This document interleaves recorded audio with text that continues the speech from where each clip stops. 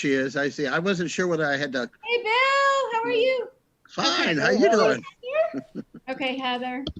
Should I bring the rest of everybody else in, Steve? Yeah, go ahead. Okay. There we go. So it's actually 3 people, but here you go. Oh, we have 3 more.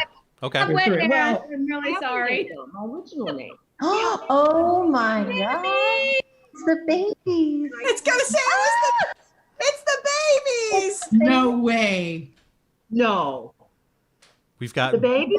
both Harveys for you joining in right now. Oh my! And goodness. it's both Harveys. Who else do we have, Travis? Oh gosh.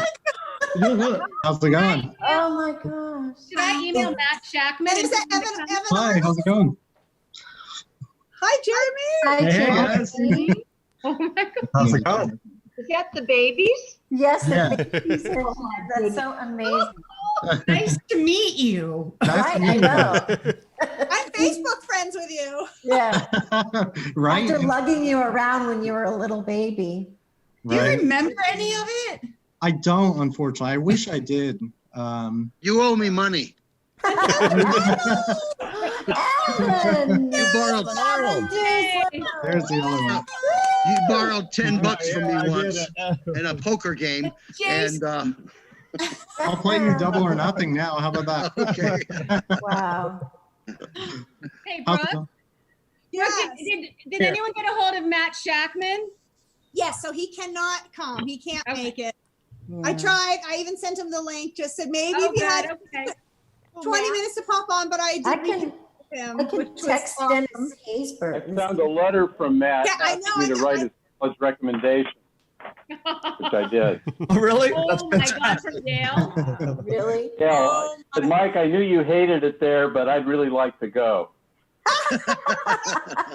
What did you write when you wrote him his I letter? found the rough draft of the letter, and I found the actual letter stuffed in a box. I'm going to send it to Matt.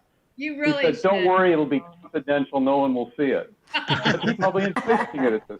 Oh I my talked God. about how well he mixed with adults. How you didn't have to talk Excellent. down to him as a kid. No, he was That's so. true. Maybe Heidi he'd have no was trouble like that, too. adjusting Heidi was to a like college environment. backwards, but Yeah, Heidi might join in. Like we said, she's at Yellowstone right now, so they don't have a whole lot of service where they're at.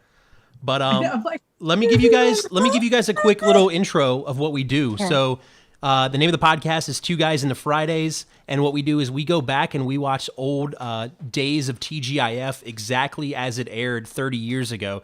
So just a few weeks ago, we watched the season finale of Just the 10 of Us. We are now 30 years after the season finale. So every week we're going back, we're watching.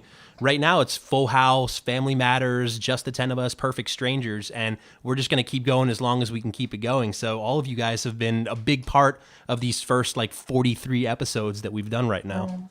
Oh, fantastic. that's awesome. That's awesome. But everyone, we really do appreciate it. What we want to do to start off is kind of do some introductions. So I'm just going to I'm going to start off by introducing somebody. I want you to say either a memory about the show, a favorite memory, or just something that the show meant to you. We're going to start off with Bill. Bill, you can say whatever you want about the show, and then after you're done sharing whatever you want to share, then you can pick who's next up in line and introduce them. So up first, Okay. Bill Kirkenbauer, who played Coach Graham Lubbock. Thank you. Thank you. Yay! Thank you. Especially you people up there in the balcony. Thank you. Thank you very much. Okay, so I was at home one day doing, I don't know, walking around, and the phone rang, and my wife answered it, and she said, all 3 of the producers are on the phone and they want to talk to you. And I thought, what did I do? Oh shit. I really actually thought, I'm going to tell you what went through my mind is that you were in editing, and there was a scene, and this is honest to God true. I thought, what could I have done? I thought you guys were in editing, and you were watching a scene, and I had maybe my hand down by my side like this. That's what I thought. I thought, oh, they're editing, and they saw something that, oh, Jesus, they're going to call me up and scream at me. That's what I thought. I don't know. Anyway. Like a Jackie Mason moment. Yeah, I was in a scene. I had my hand. I don't know. That's stuff that goes through your head. I thought, well, I knew I was in trouble. That's all I knew. They don't call me at the house, all three of them at the same time, or I was in trouble. So And Bill, I said, yeah. I don't know if did they set it up that you were on Growing Pains first, and those are the producers who called you? Well, yeah, eventually, I mean, it was just, I was like, hello? Like, oh, what did I do? Hello? Why do it's like going to the principal's office and there's three principals there. That's what it was like. So I said, hello? And they said, hey, Bill, how you doing? You know, we're just over here at ABC. We just had a meeting and we're talking about the Coach Lubbock character. And would you like your own sitcom? And I thought, oh, come on. That doesn't happen. People don't call people up and say, do you want your own sitcom? And I said, sure. And they said, well, you know, we got this idea about this and you and all these kids and the thing. And I thought, okay. And they said, you know, and we'll call you, you know, in a few days. And I thought, oh, okay. And then I guess my agent called. That's how it started for me. And then I remember going over to that really exclusive dining room that the Warner Brothers executives had, that only special people, and the producers are having a little lunch. It was like a really classy place, like one of those old men's clubs, out of wood in the wall. And they had you guys had a TV there with a recorder, and you were playing me tapes of everybody, of Jamie and Brooke and all these people. And I said, here's the people we want to, like I had a say in it, you know. It was, it was just, here's these audition tapes, and here's this family and that. And then it was just kind of a blur after that. I remember having some lunch with Dan, with the Hollywood Reporter or Times, talking about, I don't know. It was just kind of a dream come true. And it was great. But that was how it started for me. It was, and then of course we were going to decide what we're going to talk about it. In fact, I had one of the T-shirts that had, remember you guys put out a T-shirt of all the suggestions of the names, lots of Lubbocks. I had put in Kirkenbauer half an hour. Well, I figure, you know, if Roseanne can do it, I can stuff my name in there too. And so all these names that they had, and then they called me up and said, hey, we finally settled on a name. It's just the 10 of us. And I thought, oh, I'm not sure I'm crazy about that, because I immediately. It supposed to be Coach. It was supposed to be. Well, yeah, it was supposed to be Yo Coach. Yeah, but then the ABC had Coach in development. I actually have a copy of the budget here when the title for Warner Brothers was officially Yo Coach, but that got changed by the network. Yeah, but I thought, oh, everybody's going to think of, Ada's just the coach of us enough of the thing. And I got to tell you, to this day that happened. Hey, you're the guy from the Ada's just enough of us 10. So, but that was it, you know. But it was great. So that's my memories of the birth of the show. All right, Bill, introduce somebody else. Well, Deb. Oh, Deb, my TV wife. that's right. Will always be the only husband I didn't divorce.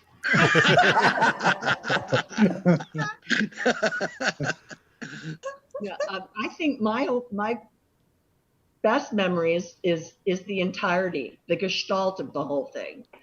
I've been around a long time. I've been on a lot of sitcoms and not felt comfortable, not seeing a lot of love, not seeing a lot of sharing, you know, and I wanted to make sure that this time we'd have a real family. And I think we did. Everybody. Oh, I know we did. We truly did care about each other. There were never any fights, no anybody trying to get something over on somebody else or thinking their part wasn't big enough or anything like that. And we treated all of our guest stars as if they were guests in our home. And everybody, I mean, our cameramen were our friends. You know, our DP, George Dibby. Sexy. Love him. Sexy. Moved on away from that now, Sexy. He didn't know anybody's name, so he just called him Sexy. Everybody was Sexy. I said, you know, George, if I married you, my name would be Debbie Dibby. But I just remember it was a joy to go to work every day. Every day we had so much fun, and everybody respected everybody. And it was truly a joy, truly a joy. I'm gonna get. Oh, don't cry. I just love you all. Still do. All right, pass it on to somebody else, Deb. You too, Deb. Thank you. So I'm going to throw it over to my JoJo, my little JoJo dancer. Well, thank you, Mom. Okay, so one of my favorite memories was the first day, actually. After we did the read through, this man came over and asked me to follow him. So I said, okay. So I followed him. I thought, he's a wardrobe or something. And we got to the trailer and he was the teacher, the school teacher, which was interesting since I was 24 playing 14. And I'm like, I'm living with a guy and like, what do I have to go back to, high school for? And I go in there and he hands me the stack of 8th grade books. And I went, okay, I want to keep this job, but really, I didn't like geometry the first time around. So I called my agent. I said, they've got me doing geometry and math, tests. Get me out of this. And he said, look, all you have to do is suck it up for 6 weeks and then they can't fire you. So I pretended to be 14 and went back to school with like Heidi and Matt and the Growing Pain kids. And my second favorite experience was getting called into the office to talk to Mike. Mike, do you remember this? And you said, as I started to date the censor guy from the network, right? And I was dating Harvey. And Mike says to me, really? Like, you can go after anybody, but you have to date the guy from the network? Yeah, but then you didn't want me to stop dating him because he was letting all of our jokes like slide. Just fun for the team. The fudge packer line. Oh, yeah. Everyone is frozen on my. So those were mine. I was probably just jealous because I was a network censor at the beginning of my career, and I never got to date anybody above the line. Is it a rule? Was it a rule? I don't know. I just kind of No. broke into his office one day and he was very confused because he thought I was 14 too. This is all really wrong. Okay. Anyway, so I'm going to throw it over to Heather. Okay. Marie. My memory is so bad. No, I remember the audition really clearly. And I believe, was it you and me, JoJo, that had to read together? Me and Heidi. Yeah, and it was in a long corridor. As I remember, we were kind of sitting outside, and it seemed like they were matching us together kind of haphazardly, but I guess it was all, big plan. But we had a great time together, and I just thought we nailed it. And did they tell us right there that we got the part, JoJo? I think so. I think they did, which is always really rare when you get to know right in the audition. Yeah. So, Yeah. we didn't have our characters as finely drawn back then. So I didn't know I was going to be devout, so they didn't really have that like penned in at the beginning. And so I really feel like the first few episodes really defined my character as being very, religious and very goody two shoes. And then the slut sisters were firmly, and then JoJo's intellectual, comedy was so cute. So I don't think we had such a great, idea of who our characters were in the very beginning, but we definitely felt like sisters from day one. Yeah. Let me say it to Jamie, because she was like my sister. I treated you like my little sister all the time. That's nice to see. Funny when you ask about that, that's literally the first thing I thought about is I didn't have any sisters and you guys were my sisters, 100%. I literally, starting this show, it was, 16, 17, 18 years old. And it was such a pivotal time. And I moved back from New York because they told us going to get this role. And I came out and you guys were like Insta family, and the way that we treated each other, it was my sisters and my family. I really 100% remember that. And it felt really pinnacle about sort of like coming of age. And you're right, they didn't have our characters really fleshed out as much. And I started off as sort of the body one, the smart one. And then I remember being at a table reading one time and just reading a line like I really knew what it meant. And everyone just started cracking up. And apparently I had it way off. And they're like, we're changing your character. I was like, all right, that's happening. You were hilarious, Dean. And I honestly didn't know how funny I was, to be quite honest. I would try not to laugh because everyone was laughing and they made me laugh. And my mom kept saying, would you stop laughing? Like, you're laughing through your lines.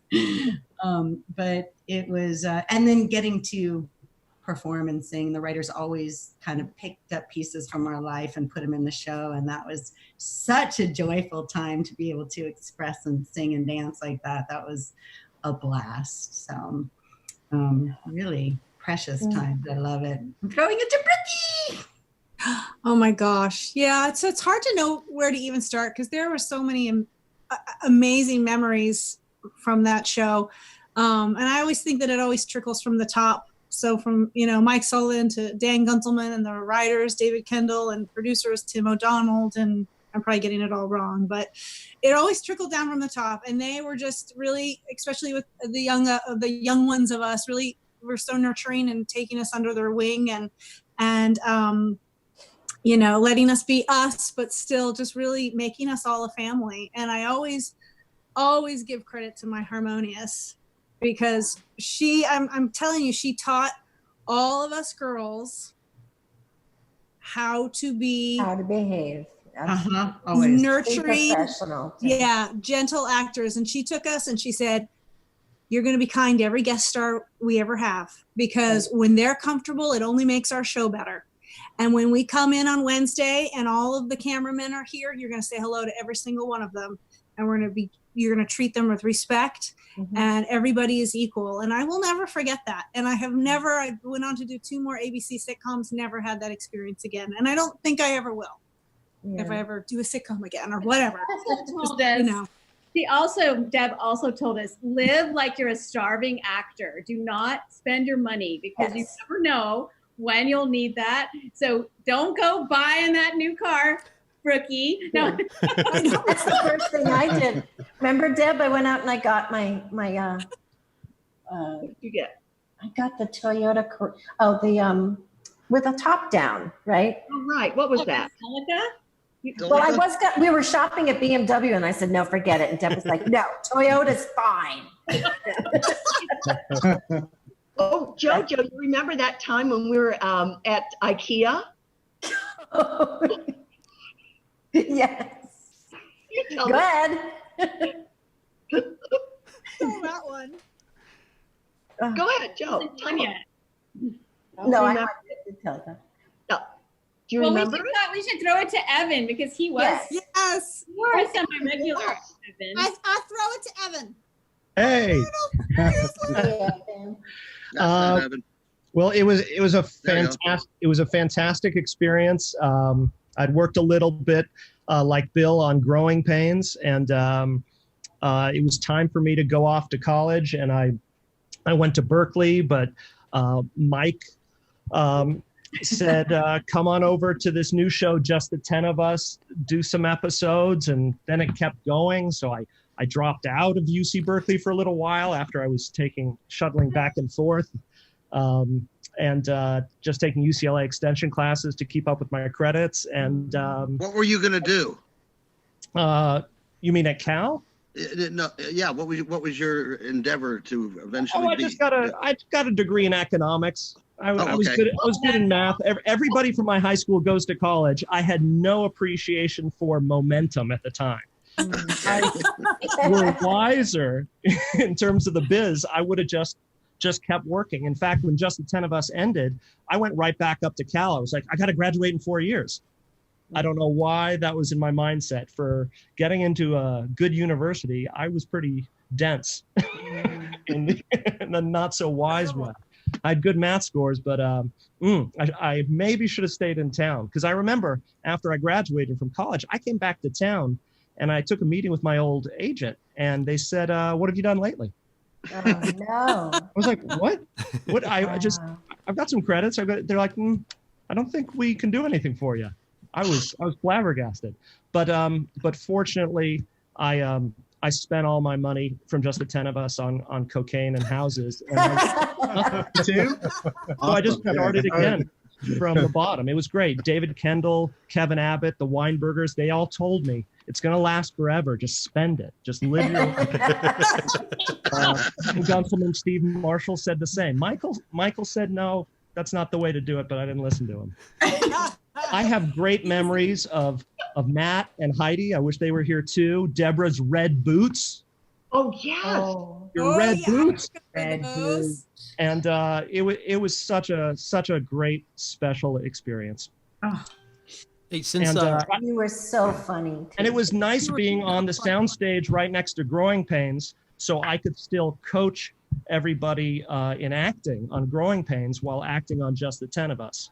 So that was really good and easy. Mike said, "I just want you in the area to help everybody out because you're amazing."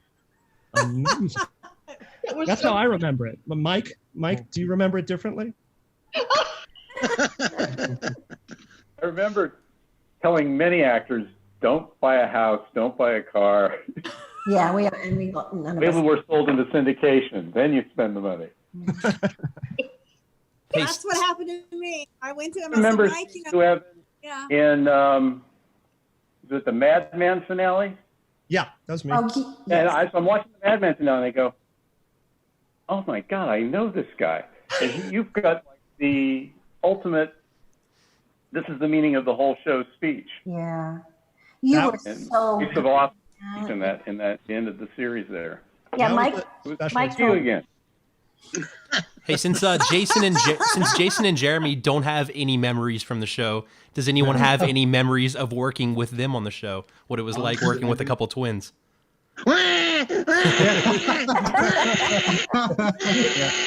Nothing has changed then. I directed the first episode No, actually, where you they guys had were to pretty good. speak. That's not true. They were very nice. They were very Yes, I was just kidding. I was joking. I know you were. I spent more time with them than anybody, really. And they were darling. They were quiet. And I mean, I thought they were lovely. They were David, sweet. what episode was that? I directed an episode called Smoke 'Em If You Got 'Em. And it was the first episode that I had ever directed in my life that got me into the DGA. And I still thank all you guys for actually listening to me, because I went down there to the stage scared to death. Would they listen to me? And they did listen to me. And also thank Mike for hiring me and giving me that job on Growing Pains and on Just the 10 of Us. Yay, Mike Sullivan. I did the episode, and Baby Harvey had a line. He had to say Sherry smoked, because they weren't sure that Coach and the wife did not know who was smoking that cigarette down in the attic or the basement. And finally it was Sherry who smoked, and Baby Harvey had to have the line Sherry smoked, and it sounded like Sherry Moke, but we all declared victory. And after how many takes did that take? I don't know. Tape is cheap, so I don't remember. Mike, do you remember? No, I do remember one day we were doing a little block and tape, I think with Heidi, where we were rehearsing a scene. And I was going through her motivation and all these things. It was an episode I was directing. We break to go to the next scene. Deb comes over to me. She says to me, "Mike, she's a child actor. You just tell her how you want her to do it. Just say, do it this way. Say it this way." How you direct kids. It was right. Oh, true. Well, I imagine that's how you did it. You just said, "Say it like this." Yes. And you did it then. Sherry Moke. Mike's faster. Mike or David, any memories that you want to share? Mike, you go. Well, I just want to say David did a great job directing. Yes, David. Oh, thank you. I think anybody. How many episodes have you directed now, David? How many episodes of television? Yeah. A couple hundred now. Wow. No, Yeah. that's Yeah. fantastic. Big trees from little acorns grow. Yeah, right. and You know, I'll just jump in. we know that Coach Lubbock's character was first in an episode of Growing Pains. And even though I was a lowly story editor, I got to write that episode. And it was of a blustery coach who was taking over a French class that Mike Seaver was sneaking in. And I remember the first line was, "Hi, I'm Coach Lubbock, and I'll be taking over French Trois while Mademoiselle Goldstein is a little bit under the weather." And the way he did it was much funnier than me. And we all said, this guy is really funny. And how many episodes did Bill do before the spinoff came? Mike, Bill, do you guys remember? I'm not, maybe 6. You know what? I almost didn't go to, here's what happened on that, is that you guys had another episode about, I think it was Alan and his reunion or something. Yeah. And there was some sort of part there. It was a small part. And my agent calls it, you gotta get this little small part. And I almost didn't go. I almost thought, nah, I don't want to go to the, but this wasn't the Coach Lubbock part. This was this other part. So I went, it was right down the street over there by Warner Brothers. I lived in North Hollywood. So I went over there and auditioned for this other part, which I didn't get. And then what happened was a few weeks later, my agent called and said, oh, they have this other part of this coach that you can just have. You don't have to audition. And I thought, well, shit, that's great.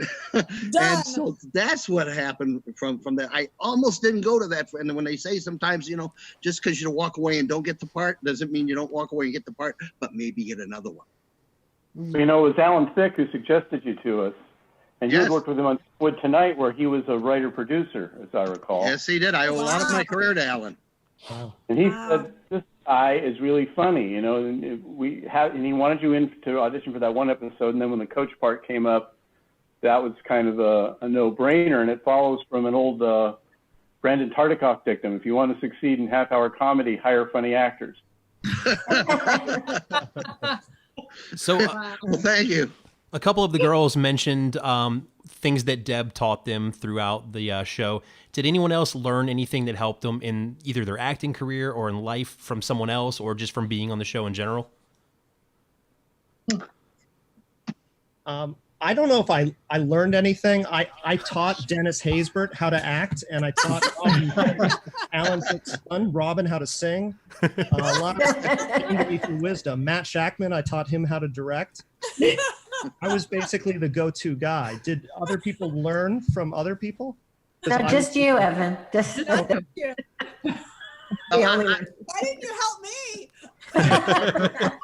I learned one lesson. I have such a brutal memory of putting my foot in my mouth and making a mistake. So one thing I learned from the show was to be truly appreciative and keep my mouth shut. It was so sweet.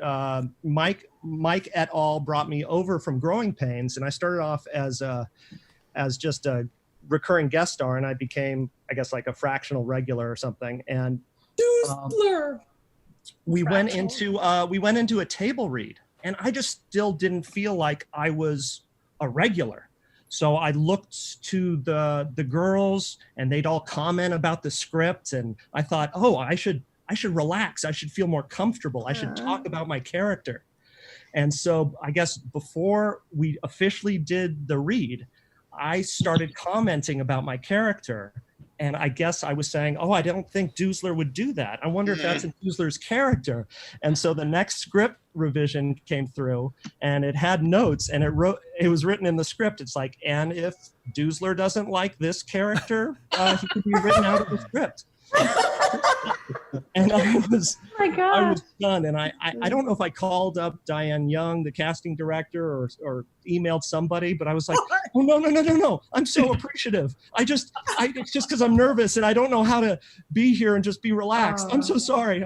But it was a big lesson to make sure that the tone is right. And if you're not sure how your tone's going to come off, maybe just listen, just be appreciative, be quiet, take your direction. But do you remember that, Mike or David, writing that in? No. I don't. Oh, okay. I have the script in the garage. I kept it as a memory. No, we'd like to see it. It was brutal. I was like, this is one of the top 3 moments in my life where I had a regret. because I couldn't have been more appreciative to be working this much at this rate at this age, and to have a misperception out there. It temporarily broke my heart. So I just want to say again, Mike, Growing Pains and Just the 10 of Us, what a special opportunity, and thank you. Yes. It was I think we all can echo that. early starting period. And then Jamie was very verbally and physically abusive. That's just another memory. Everybody else You is asked me to. Wait. that was a pre kink thing. Oh, I have many memories of Jamie trying to crack me up. In front, there was one episode where we had sheets up hanging; they were drying, and just before they go, "Okay, rolling," she would lean over and whisper filthy things into my ear. yes. I don't even. Oh my God! I'm certain I got it from you, Bill, because some of your outtakes will never be seen. They were I know that. But she would try to crack me up. Can you imagine what would happen to our show today with the Me Too movement? We were just one big. Oh, it would be docile though now. Yeah. It was all Frank Bonner. We were perfect. It was just Frank Bonner. I know. It's true. Anybody ever hear from Frank? I don't. Of late? No, I haven't either. I don't see him or anything. I'm not, I tried to keep contact with him, but I think he moved on or something. I texted with Dennis Haysbert a couple of months ago. Me too. Yeah. Oh. Yeah, So- he's doing great. I don't know if this is a question mostly for David or Michael, but since this is a TGIF podcast, when the show was, I guess, a couple seasons in, that's when TGIF started, and this became a show that was the anchor of TGIF. Was that a big deal for you guys, or was there a lot of talk about this TGIF thing with Just the 10 of Us? Well, to go back into the broadcast environment of that time, I mean, the Fox network had not started yet, I don't think, or maybe had just started with one night of programming. And Friday night was Dallas and the Dukes of Hazzard, and they were powerhouses. Dukes of Hazzard, when I was a young executive at ABC, we were at a meeting before the upfronts looking at, the pilots and looking at what might get on the fall schedule, and they were looking at what the other networks were doing on various nights. And we get to Friday night, and they research people outline the ratings performances of the shows. And then as they were going on to the next night, the number 2 guy at the network says, "Go back one slide." He said, "Go back to Dukes of Hazzard." He said, "Do you see that demo, kids 2 to 12? They have an 80 share, kids 2 to 12. If there's an 80 share of something, you pay attention." So with Dukes of Hazzard, they had the young audience. With Dallas, they had everybody. It was a very tough environment. But if you're a new show and you can improve on the network's performance in a time period, you don't have to win the time period to thrive if you counter program in such a way that you're giving the audience something that may not have been there. And I think they moved Dallas ultimately from 9 to 10 and Dukes of Hazzard from 8 to 9, and it didn't do as well. So there was a little bit of thing there. And TGIF, I think, was basically a marketing ploy to help the network bracket and promote the night. Fridays and Saturday nights tended to be what programmers called bimodal, older and younger. Young adults and teenagers are usually out. As the evening gets later, you may get more of them watching. That's why Love Boat and Golden Girls were on Saturday, because that older audience was available and watching. So, the opportunity was there to not beat Dallas, but to do well enough against it that you've counter-programmed successfully and you've got a beachhead, and you're not number 3 in the 3-network world. You're number 2. So we all know that the show was canceled without really anyone knowing that it was coming to an end. We've talked to Bill and we've talked to Brooke about this, but was there an idea of where the show was going to go, or was there an end to the show planned at any point, or was it kind of just like, let's see what happens with this thing? Nobody thought about finales in those days. I mean, outside of MASH, I don't know if that finale had happened yet. Mary Tyler Moore had happened. I mean, usually you just want to go, and most shows get canceled. Most shows don't live out a 7 to 10 year life. So there was never any thought about an end. Nobody had any inkling about an end. Planning for an end. I think I have some notes here somewhere in my files of story ideas for the next season. I think we talked to a couple of, had some pitches for freelance writers. I know we had talked to Jamie Widows, the director's agent, about Jamie coming back and doing a bunch of episodes. And Jamie was very encouraged and happy about that. So, no, the end was a surprise. So I don't know But if at this point in my life, I look back at that. What I look on is the blessing to be able to work with these people. It was such a happy set, as Deb said. So And happy. everybody was a joy to work with, the crew and the cast. And, I'm glad we had that time together. Yeah. It was so true. wonderful that they had to cancel us. Bob Iger. Yeah, was there ever going to be a Nightmare on Elm Street, just the 10 of us crossover? There should be. Like every other cast member had been on Nightmare on Elm Street. I know. One They're of going to the- reboot that next year. It's going to be really scary and then funny. It's going to start scary and funny, or vice versa. I don't know. I think Dave's writing that. I think I heard you were writing that script for Nightmare. Yeah, right now it's scary. So we wanted to play a game with you guys. Raise your hand if you either have paper to write down characters' names or a dry erase board or anything. Perfect. That's enough, I think. Yeah. Piece of paper, anything. Paper. Yeah, anything. So what we're gonna do? This is gonna be kind of like high school yearbook superlatives type thing. We're gonna ask a question, and then everyone's gonna either write down the character's name or the actress's name, or staff member's name that you feel like best fits the role of this. Okay. So the first one, Travis and I are gonna go back and forth on this too. Who was most likely on the show to forget their lines? And then you can just hold it up whenever you have it ready. Gosh, that's not nice. That's a really mean line. That's what And that's the appropriate answer for this question. Not Heidi, Jason, Heather. Heather says Heather. Brooke says Brooke. I was gonna say me. Michael says no one. Go on. Evan says That's not true for Brooke. Evan says Frank Bonner. Bill's got the dog. Yeah. What was his Heidi name? knew everyone. Hooter. Yeah, Hooter is the dog. No, Brooke is lying. Brooke is lying because Brooke's Brooke lying. had the So are script you. memorized on Wednesday. Thank you. That's better. Okay. But you know about Heidi. Remember, Heidi knew her lines. and everyone's everybody line. else's. Every line.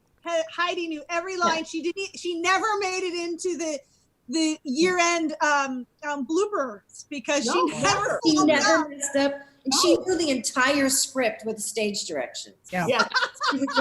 She was like, what do we say? Deb used to say, and you know, she was you're the not first to 6, tell you. you're 40, get a job. First one to tell you too that you messed up your line. So Oh, since Yeah, exactly. since we brought up Heidi, she wanted to be on here, but she doesn't have any connections. She's out at Yellowstone Park with the family right now. But Travis has been texting with her throughout the day, and she did have a little message that she wanted to share with the group.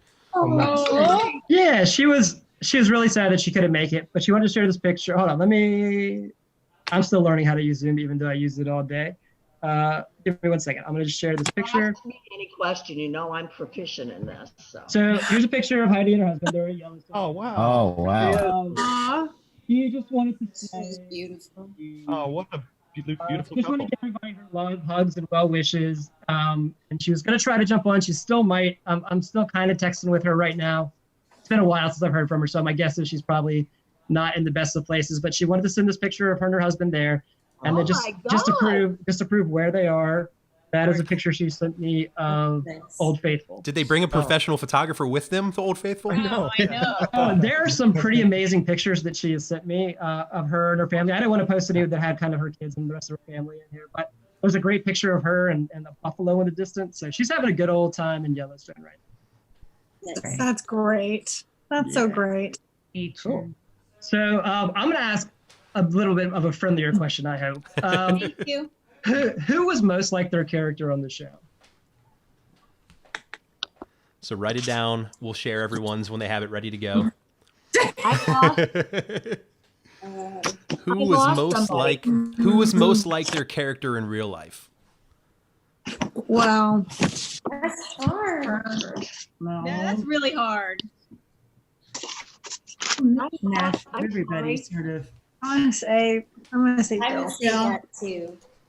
Yeah. Not not Jamie and not Bill's just gonna hold up the dog for every one of these. Computer is the answer for everything. Heather says that ain't that the truth. Heather feels like everyone was like themselves, which is awesome. I didn't hear the question. I was off for a while. I don't know what happened. Oh, Deb, we were wondering who was like most likely or most like their actual character in real life. Oh. A coach was like Bill without the swearing. Yeah. And Deb was like Deb all was- of our Deb little was, mother too. yeah, and Deb too. It's Yeah. a toss up. This is They definitely a were like majority the- of Bill on this one, it seems like. Yeah. Yeah, Bill for sure. So who had the weirdest groupies? Did any of you guys have groupies that would come or like run into you in public or anything like that? It was all the girls with the feet The fetish. foot fetish guy. Yeah. The prisoner foot fetish. Look at Mike's laughing. Prisoner foot fetish guys. We even went so far to do a professional photo shoot of all of our feet, and then we sent them 3 big, framed pictures. And I think, did we write our names on our toes? And Yeah, we sent- did. We did. Yeah, we sent them we to the gave that to- producer. Yeah. It was framed in the office, if I recall. That guy might have been one of the staff. I don't know. Yeah, it disappeared at one point from the Always coming. I got another letter. Somebody wants a picture of my feet. Me too. Just because I'm thinking of it right now, when Brooke was on the show, she talked about when all the girls went to Dodger Stadium and got to sing the national anthem. Jamie or Heather or JoJo, do you guys have any memories of that? Okay, first of all, I was supposed to get married on that weekend. My husband and I were going to elope.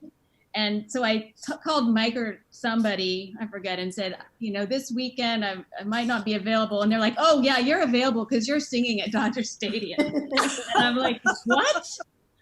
And so I canceled all the plans I had made to go to Catalina and elope and ended up, getting all outfitted in those little outfits that Judith Red, white, and blue. Western wear. Like, that was one of the most. Yeah, what a great memory. I never will forget singing at Dodger Stadium. It was so thrilling. I have a video. Anybody have a copy of it? Oh, Yes, Bill I does. You do? right. Oh my Oh, god. Bill, could you send it along? Sure. Oh my gosh. I just That- remember the feedback. They never told us that there was going to be this feedback. So we would sing, and then 6 seconds later, we'd heard that coming back at us, and we were already 6 seconds ahead of the song. And they were like, well, nobody told us about that kind of And our pictures. We And got our one picture with Tommy rehearsal. Lasorda is he's really thin. It's like the 1 week where Tommy Lasorda is like 150 pounds. No one believes it that it's Tommy. I'm like, Yeah. that's really him. It's me and him. And then they gave Or the us one like picture one of you, rehearsal. JoJo. We had one rehearsal with the old organist, remember? And I asked for another, and she said, "Nah, kid, you're fine. See you out on the field, right?" And right when I went out, somebody told me I wasn't smiling enough, and then I should smile during the song. No, if you watch the gag reel, I'm ridiculously smiling. Stupid, big, ridiculous smile through the whole thing. I look like an idiot in this. They blackmailed her with that picture, big time. Oh no! Mike's got the picture. Oh, I love that. Mike, lower it a little bit. Pull it back so we can see it better. I'm not seeing him. Barely. Oh, yeah. Okay. Right Yeah. Tommy Lasorda. Yeah, there he is. That's right. Wow. I- Oh, and I- we were was gonna were say- allowed to get one person's autograph. I remember they're like, if you want one of the players, so sign one of the sign you a ball. And I got stupidly Mike Marshall. I don't know why I got his autograph. I could have had, Fernando Valenzuela, but no, he was cute. I mean, that's all I picked him. I got Heather, did your Singer from the Go-Go's, Mike. Oh, sorry, Mike. Go ahead, Mike. Say that again, Mike. What were you saying, Mike? Mike Marshall dated a singer from the Go-Go's. Remember that? That's- I was just going to ask Heather if your hot special effects guy forgave you. Did it all work out? Well, actually, then, yeah, since we didn't elope, then we decided we better have a really normal wedding. So we ended up getting married on March 24th that year, and it Santa worked. Monica Pier. Yeah, it was fine, and it was fun. I'm glad I didn't elope. In retrospect, I'm glad. Cool. All right, so next question, and this isn't going to be a cast name, so feel free to use fingers if you don't have a blank piece of paper. If the show had kept going, how many more children do you think Elizabeth would have had total? Total, they don't have more than 10 fingers. 0. We got Brooke saying 0, Joanne saying 5. So we're Deb was done. She had her tubes tied, didn't you? Have your We tubes would have had tied? to change the Just the name. 15 of us. Just the 15 of Name of the us. show. We would have 4. had I said 4 too. I think she would have even started adopting and bringing in Yeah. farm animals. Oh yeah, you probably would have done that. The more the merrier. Like everybody's going to help out. The more we have. I mean, And then the show we ended would with start a new to have farm kids. animal, so that makes sense, right? I think I we had no children at the time. So, I went from just newly married to having all these daughters, and to this day I consider these young ladies my daughters, because I never had any. But we had a son, so this was all foreign to me. Kids and dogs and all And we that. drove him I had- crazy. I had lived, 20 years in comedy clubs and comedy condos, and in fact, I had to stop thinking when I got the show. I had to stop thinking about the pressure to book myself in comedy clubs. I had to remind myself, oh, wait a minute, you have a job. I used to tell people, that studio that we shot at, that was literally the closest, not the studio, but the stage was the closest stage to my house in all of Los Angeles. 'Cause I lived right on the border of North Hollywood there on Camarillo. And a couple times I rode my bike and I take my lunch, and I got to take naps sometime during the day, and I tell people I'm back in 3rd grade. I rode my bike to school, to work. But that building was literally the closest to my house. I thought, gee, God, I'm You lucky. lived across the street too, didn't you, Brooke? I did. I lived really close. I had moved from Palos Verdes, which is where I grew up. I was going to NYU, and I dropped out of NYU, and then I went back home. And then when we were shooting the 6 episodes, they were building an apartment building. I was like, I'm going to live right there so I can sleep until like 7:45 and throw some sweats on and be at work at 8. And then I bought a Yeah, right. house right before we got canceled against have to Mike do that. Sullivan's. I know. Why did I do that? All right, this might be the last one. Who was the most likely to break character and just start laughing in the middle of shooting? Oh, that's A hard one too. Okay, I'll go. I with know it. I did. I know Bill did. I totally did. I laughed all the time. I'm just kidding. Oh, what about our story? I know. Well, wait a minute. I got to take that back. Elizabeth is holding up every name that she has. We've got a Brooke, we've got a Jamie, we've got a Heather. I we've- gotta say, I think Evan- I'll go with Jamie too. Evan, Yeah. Evan, who is Bill Irwin? I don't even know who that is. Bill Irwin was a frequently recurring guest star on both Growing Pains and Just the 10 of Us, and he would play different characters. They just bring him back as another random different character, and I loved it. He was about 107. He was about 107 years old. 107. Wow. Yeah, easily. I have to say, Read Right? their credits. He had credits for television and radio. It was amazing. Yeah, he was great. another character that we had who I grew to love deeply because Brookie and I would go to horror movie conventions all the time with him is Sid Haig, who played our janitor. Oh, yes. And so at the horror conventions, people are lined up because, he played these just totally depraved characters and, everyone loved him so much. And then I would stand in and remind everyone that he played the janitor on Just the 10 of Us. Like the dance Ruin the ambiance. happy janitor. Yeah, this happy, Talent show episode, he got to sing My Favorite Things, didn't he? Yes, Yeah. the Yeah. talent show Yeah. episode. That's Right, right. Sid Haig singing My Favorite Things was a comedy moment for sure, Oh, such a great moment. I believe. So fun. Didn't we used to have a grandma and then we killed her? Maxine. Oh no, Max, who was she played the Maxine's ma- daughter? She played the I nun. did Sundays for The old nun. breakfast. I remember. Sister Ethel. That was Maxine. Sister, yeah. But in the first pilot, was it Theodosia Goodrich, Mike? I don't know why that's name's popping into my head, but I remember that name. Not ringing a bell. Yeah, And your she- parents are on to you. That's And the line. I love that she's like, you better and she go just home. sat Your- there. I think it was. I think Dan and Steve had seen a play where an old woman character was just sitting and not commenting, but just kind of doing takes. So I think from that affection for that thing in a play, that ended up on stage.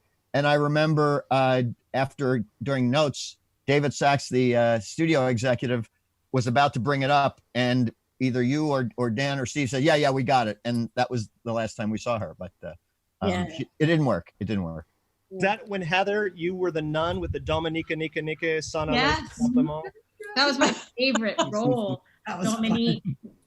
And running. Oh, we went. When there's this scene where I'm running down the mission, the San Fernando mission, that beautiful colonnade, and that was a perfect episode as far as I'm concerned. That was the only Emmy award-winning episode of the show. Beautiful episode. Oh Thanks to George wow. I didn't know For that. DB? David, For how DB? many sets were in that episode? We Zero. had 3 stages and multiple physical locations, like Mission Yeah. San Fernando. And went out and directed that sequence. I was directing nominally the studio sequences. We did an exterior. Kirk and Tracy walked through a shot there. Rich Reinhardt's in a shot. Right. Oh, Rich Reinhardt. Yeah. I I think there was 10 or 12 sets. Oh, Rich. The guy who won the Emmy for that was George Stevie, the DP, and he said, "This is the Ben-Hur of sitcoms." Oh. So Mike, let me ask you. That season, I think. So, budget-wise, if Growing Pains hadn't been a big hit, we never would have gotten away with that stuff. So Mike, let me ask you a question. Everybody's always asking me, when's it going to come out in DVD? When is it going to come out in DVD? And I've always heard the big problem was the music rights. And I guess nobody ever thought of buying it into perpetuity, or Well, do you ever see that being we had the resolved? right perpetuity cleared for all shows in that era for Mhm. the platforms that existed then, which were all analog. So when the digital platforms came along, that's a whole new legal set of clearances, and it's not just music; it's everything. Oh. There was a point where the old Dean Martin shows were being sold through direct marketing and TV ads, and I thought, well, my lawyer knows something about the direct marketing business. I'll ask him to go to his best friend was the president of Warner's TV at that time. Said, I'll have him ask him about giving me the DVD rights to just the 10 of us, because they're not doing anything with it anyway. Right. And Warner Brothers got back to him and said, my lawyer, and said, we don't want Mike to lose a lot of money. And once he pays for clearing the rights for these shows, there's no way he's going to make a profit on this thing. I remember when the first 2 seasons of Growing Pains just dribbled out on DVD, and they had to do whole seasons. I said, well, why don't you put one out with the Leo and the Brad Pitt episodes and that kind of thing? No, we just do seasons. That's what Walmart and the big box stores want. And the last 5 seasons just didn't come out. And then finally, they spent several $1 million clearing the rights for digital exhibition for those last 5 episodes, which allowed them to do DVDs, and also allowed them, if they sold the syndication package to a station, the station wanted to stream those reruns on its site, its website, they could do that as well. So it was, it was the new digital world really that complicated issues. Now, having said all that, you don't need a 100-episode package anymore in streaming. Right. I mean, on the Fuller House reboot, they're going to end up with, I don't know, 50 maybe. In the old days, that would have been, like us, considered not enough to go syndicate. But some streaming platform may take an interest in just the 10 of us. Then the next challenge is we're on videotape, analog videotape. Getting a good digital transfer on that is pretty difficult. Yeah. That's maybe why you don't see. Bill's very technically savvy. He knows this stuff. You don't see talents per show around very much. The way to do it, the way Nick always did it, is they bought a 1-inch tape machine and they broadcast it from that. So they did it analog. And that They broadcast that? They and didn't that is make it far less digital money, by transfer? the way, than doing these digital transfers. The digital transfer on Growing Pains, I think, just doesn't look good at all. Yeah, you can never get any better than what the original thing is, and you're never going to get 480 lines up to 1,080 or anywhere close to it. So it's never going to. Plus, it's going to be in a box. Plus, it's going to be in a box and not 16:9. So Dan has them all on 3/4, right, Mike? I'm sorry? Does Dan has them all on 3/4? I think David does as well, don't you, David? I have the Growing Pains, the first 6 season on 3/4. Oh, okay. I think Dan has the entire. JoJo would know because that's where we were getting them from. Wasn't Dan digitizing them? Wasn't Dan digitizing them all? It was. You'll get a better quality look there than you will making a copy from a VHS to a DVD, but it still won't be as good as getting it from the original 1-inch tapes. No. Not even close. It's going to be dimmer. Bill knows this stuff. Now, there's a guy bootlegging them. Oh, yeah. There's some guy, and amazingly, he's in the United States. I don't know who he is, but I had somebody, and now I had a lot of the half-inch VHS copies, but they were right in the masters. They had the breaks for the commercials and everything, so they were unedited. And when they went on USA Network, they clipped the shows a minute or two at the beginning, at the end. I had it in my contract at Warner's that I supervised the bootleg. edits.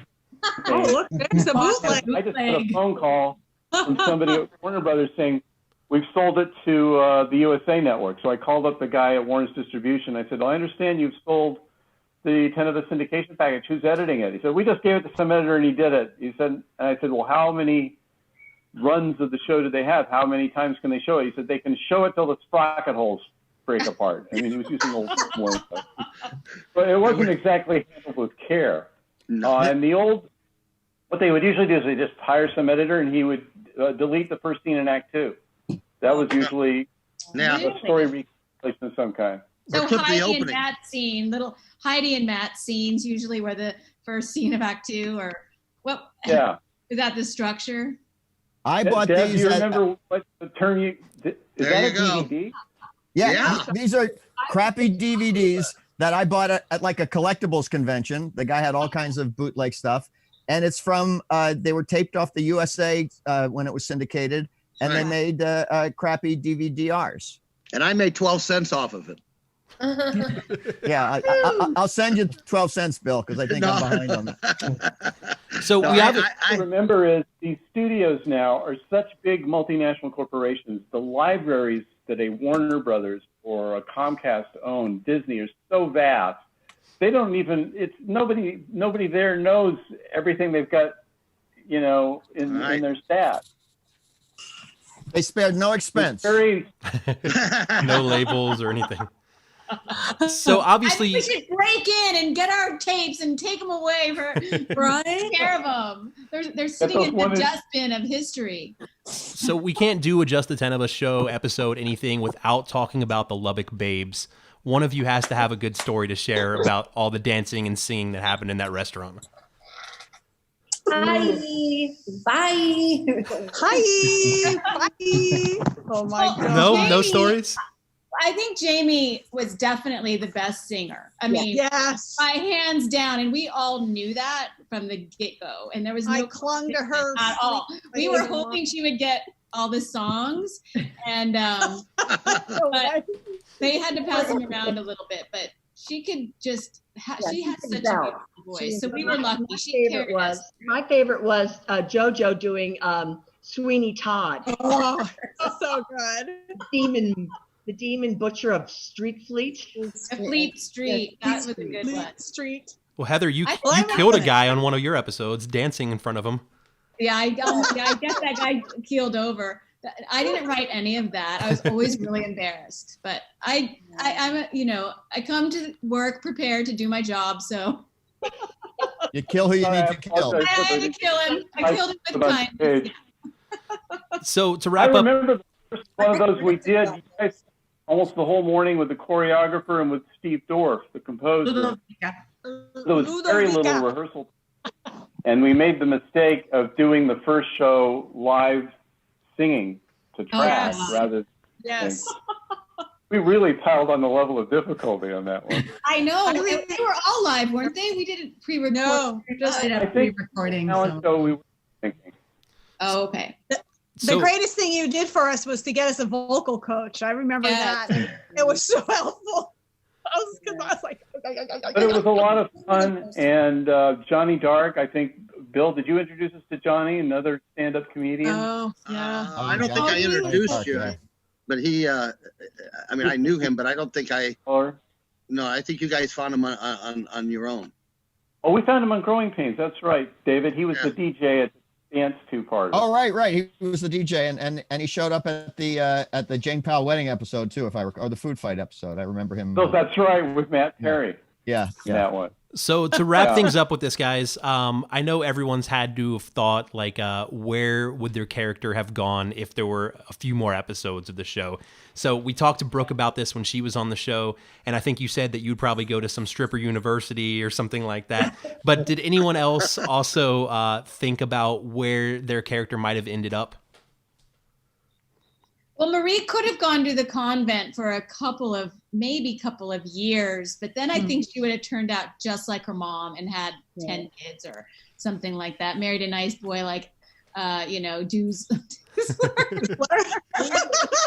Someone from her Catholic high school. They would have reconnected at the pizza parlor, and they probably would have fallen madly in love, gotten married first, and then had the kids after the marriage. Like the way you're supposed to do it. Right? I Right. think I would have cut an album and tried to be a rock star or something. I think I would. And there would have been the challenge of continuing to present Joe as a teenager as the show extended. Oh, man. What was that? Oh. What? Well, I said, given your advanced age when we started, continuing to present you as a teenager would have been an ongoing challenge. They started already, no makeup, jumpers, pigtails. It felt like every year is getting younger. I remember I was always amazed. I was like, you're 24 playing 14. That's nuts. That's incredible. 25, 26, 27, yeah. Yeah, that's hats off, JoJo. Pulled it off. She was an actress. But before we go, can I ask Jeremy and Jason to say Sherry smoked just so I could hear it cleanly? Yes. Yes. All right. Sherry smoked. All right. Jason? Yeah. Jason? Sherry smoked. Thank you so much. I think that was actually, I think he was the one that's helped me so much. That helps me so Quinn much. say the line, or I don't Jason remember. or Jeremy say the line? Do you know? It's Jason? lost to history. It's lost to history, bro. It's lost to history. Well, I don't think your parents would have told you. You actually spoke. our parents mix this up a lot, so maybe they don't know. Yeah. You guys, I would like to announce that I've just signed a deal with ABC for a new sitcom called Wendy and the Butler. Wendy. Yeah. We are not Oh my God. guys, everyone, thank you so much for coming on. We really do appreciate it. Thank Thanks you for so being much. such a big part in so many people's Been lives. fun. 30 years Thank later, we you. really do appreciate it. Yeah, thank you so much. This is great. Thank you, Great guys. to see all of you. So Yeah. good, you guys. Each and every one of you. Bye. Love you all. Bye. Take care. Cool. So thanks. I'm gonna, like Thank I you, said, Travis. Thank you, Steven.